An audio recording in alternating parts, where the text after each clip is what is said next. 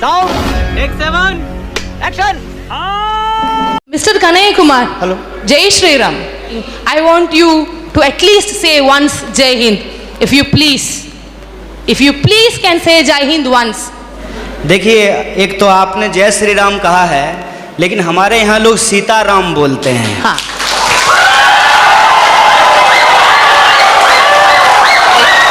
Sitaram. Excuse me. आप लोग सीताराम भी बोलो, ये लोग इन खिलाफ जिंदाबाद बोलेगा, पर मेरा एक ही क्वेश्चन है आपके पास। Dear sir, a few minutes before you have मैं आपके दूसरे सवाल का जवाब दे देता हूँ। नहीं, मुझे नहीं चाहिए आपका जवाब। ये सीताराम जय श्री राम का कोई फर्क कोई पड़ता है तो मेरा जवाब की जवाब नहीं। And one small question, sir. You were saying about emotional politics. Regarding people thinking emotionally you are strong, so emotionally masses control. Yes, sir, we are emotional people.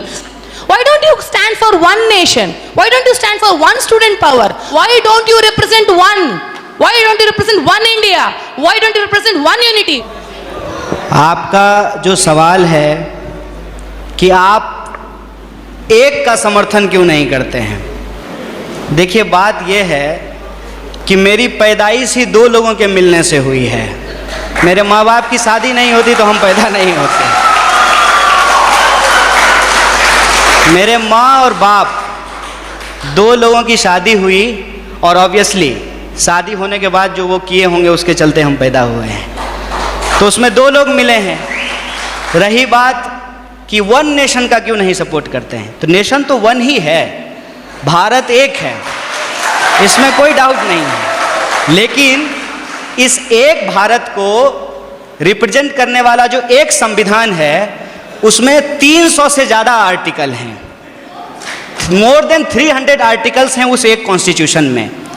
और जो आप कह रहे हैं कि वन नेशन, उस वन नेशन को represent करने के लिए जो एक पार्लियामेंट है उसमें भी दो सदन हैं, लोकसभा और राज्यसभा, और उसमें से जो चुन करके लोग जाते हैं उसमें भी कोई एक लोग नहीं जाते हैं, उसमें 545 मेंबर्स जाकर के पहुंचते हैं।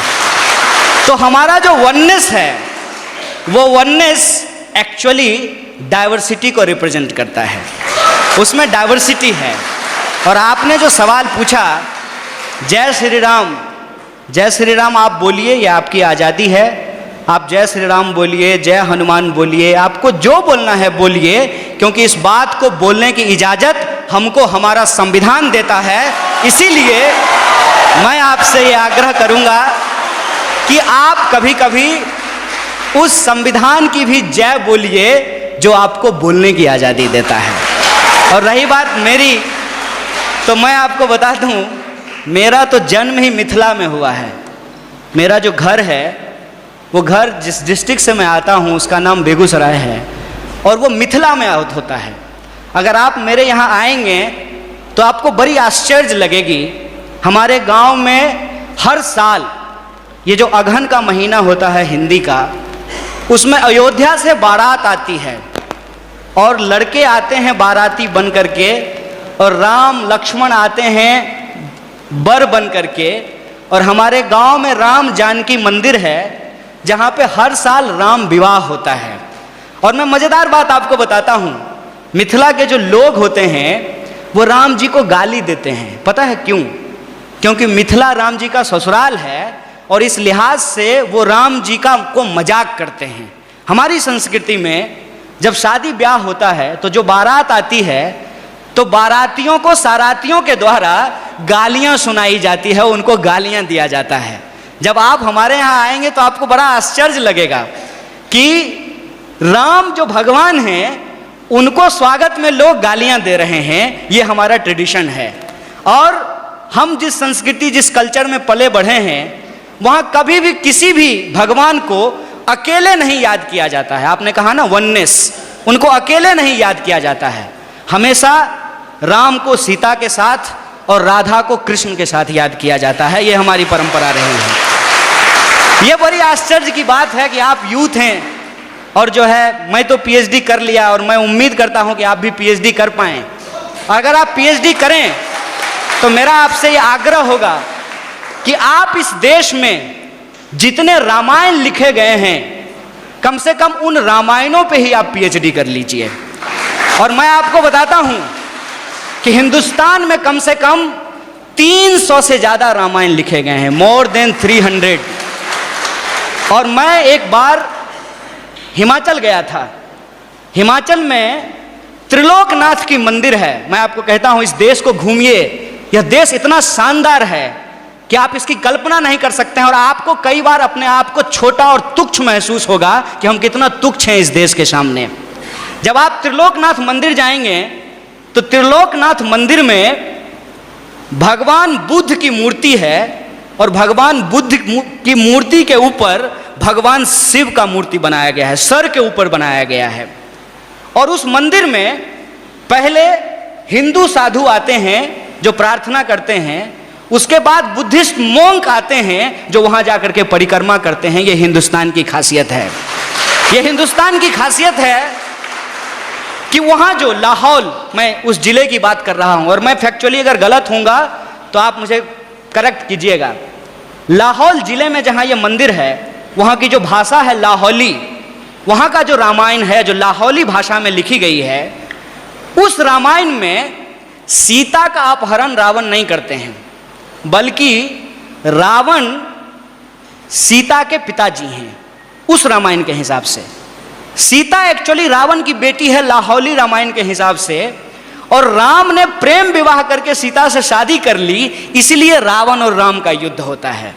ये हिंदुस्तान की खासियत है। देखिए, आई डोंट नो कि आपको किसने और क्यों दिमाग में इन चीज़ों को डाला है, लेकिन मैं आपको कहता हूं कि इस देश में जो लोग पैदा हुए हैं उनके लिए इससे ज़्यादा गौरव की बात नहीं हो सकती है। अगर आप हिमाचल जाएंगे तो आपको महसूस होगा कि आप स्विट्जरलैंड में हैं, और अगर आप मैंगलोर और गोवा के बीच पे सोएंगे तो आपको लगेगा जैसे मियामी के बीच पे लेटे हुए हैं। अगर आप इस देश के मैदानों में घूमेंगे तो आपको लगेगा कि ये अमेरिका के उस ग्रीन मैदान से भी ज़्यादा बड़ा मैदान है। अगर आप दक्षिण के पठारों में घूमेंगे तो इसकी अपनी एक खास बात है। अगर आप छोटा नागपुर के पठारों में घूमेंगे तो वह खनिज संसाधनों से भरा हुआ है। मैं आपसे यही कहना चाहता हूँ, आपका देश आपका है, जैसे आपकी माँ आपकी है। और आप अपनी माँ से यदि प्यार करते हैं तो ये आपका निजी मामला है। लेकिन जब आप रोड पे चल रहे हों, कोई आए कोई भी रंग का झंडा लेकर के और कोई भी नारा लगा करके, चाहे वो इनकलाब जिंदाबाद बोले या जय श्री राम बोले, वो नारा लगा करके, वो झंडा दिखा करके आपसे कहे कि तुम अपनी माँ से प्यार करते हो, जरा करके दिखाओ, तो आपका क्या जवाब होगा? यह देश हमारा है, इस देश से हम प्यार करते हैं। और हमारे लिए, इस बात को याद कीजिएगा, हमारे